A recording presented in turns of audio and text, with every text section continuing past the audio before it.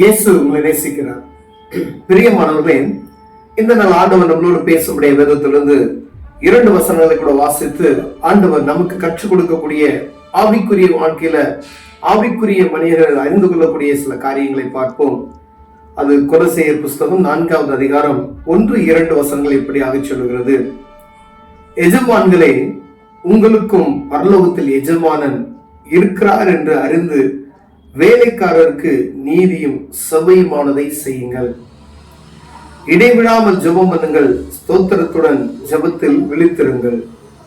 பிரியமானவர்களே, எஜமானங்களே, உங்களுக்கும் பரலோகத்தில் எஜமானன் இருக்கிறார் என்று அறிந்து வேலைக்காரருக்கு நீதியும் செவ்வையுமானதை செய்யுங்கள் என்று ஆண்டவர் சொல்கிறார். ஒருவேளை ஒரு நிறுவனம் வைத்திருக்கோம், ஒரு ஆள் வைத்து நீங்க வேலை செய்தாலும் சரி, அப்ப நமக்கு ஒரு எஜமானன் உண்டு.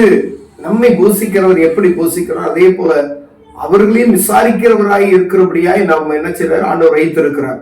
அப்ப எஜமானன்ற ஸ்தானத்துல இருக்கக்கூடிய ஒவ்வொருவருக்கும் ஆண்டவர் இந்த நாள்ல இடைப்படுகிற ஒரு காரியம், அவர்களை அற்பமா எண்ணாதபடிக்கு அவர்களை நேசிக்கிற ஒரு கிருபை ஆண்டவர் தரும்படி ஆண்டவர் வாஞ்சிக்கிறார். பிரியமானவர்களே, எஜமான்களே, ஜாக்கிரதையா இருங்கள். உங்களுக்கு எஜமானன் இருக்கிறார் என்று நாம் அறிந்து கொள்ளணும்.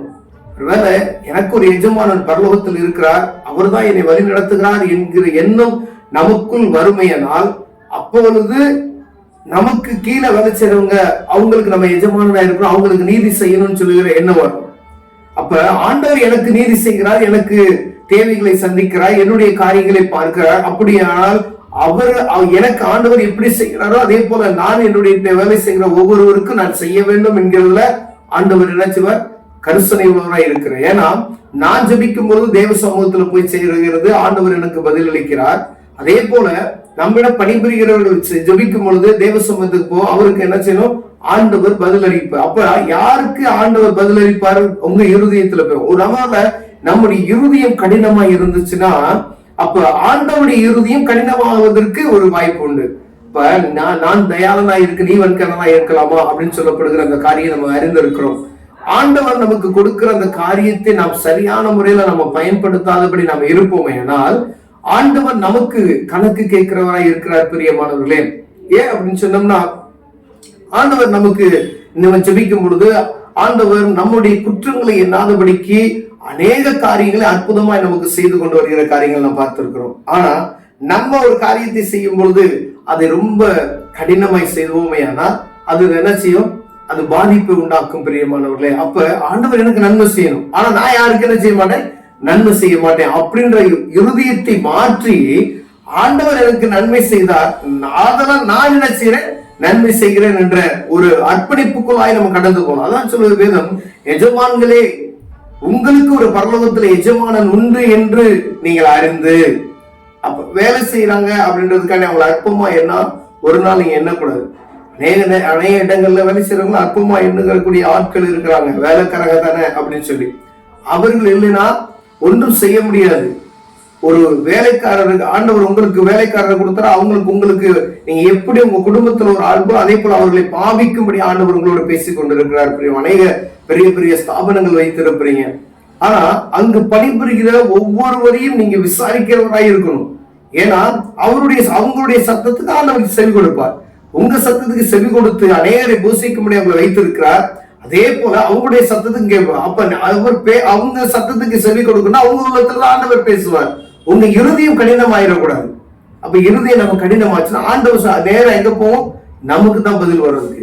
அப்ப ஆண்டவருக்கு பிரியமாய் நடக்கிற காரியம் எது என்று ஆண்டவரை அறிந்த பிள்ளைகள் தான் ஆண்டவர் பேசுறார். ஒருவேளை இயேசுவை அறியாதவர்களுக்கு அல்ல, எஜமான்களை பரலோகத்திற்கு எஜமானன் உண்டு என்று நீங்கள் அறிந்திருக்கிறீங்களே அப்படின்னு சொல்றாரு. பாத்தீங்களா, இப்ப அறியப்படாதவர்களுக்கு சொல்லல, இப்ப அறியாதவங்க, விச்சுப்பின் அனுபவத்தை பெறாதவங்க, அவங்க என்ன வேணாலும் செஞ்சுட்டு போலாம். அவங்களுக்கு தெரியாது அதை பத்தி, அவங்களுக்கு எஜமானன் இருக்கிறாரா என்பதை அவங்க முதல் தெரியாது அவங்களுக்கு. அப்ப நமக்கு எஜமானன் உண்டு நம்ம அறிந்திருக்கிறோம்.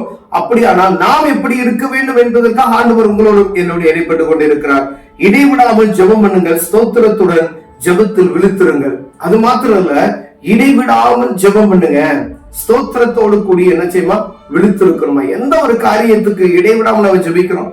ஒரு காரியம் ஏதோ ஒரு காரியம் அப்படின்னு வச்சுக்கீங்களேன், இடைவிடாமல் ஜெபிக்கணுமா, ஸ்தோத்திரத்தோடு கூடிய விண்ணப்பத்தை எனக்கு நினைச்சீங்க தெரியப்படுத்துங்க, ஜெபத்தில் விழித்திருங்கள் அப்படின்னு சொல்றாரு. நமக்கு எப்ப பார்த்தாலும் தூக்கம் மயக்கம் சோம்பேறித்தனம், ஜெபத்தில் விழித்திருங்கள். தூக்க மயக்கத்தை சொல்ல, நீங்க ஜெபிக்கும் பொழுது ரொம்ப ஒரு கவனமாய் ஜெபிக்க வேண்டும் என்பதற்காக விழித்திருங்கள் என்கிற அந்த வார்த்தை அங்க எழுதப்பட்டு இருக்கிறது.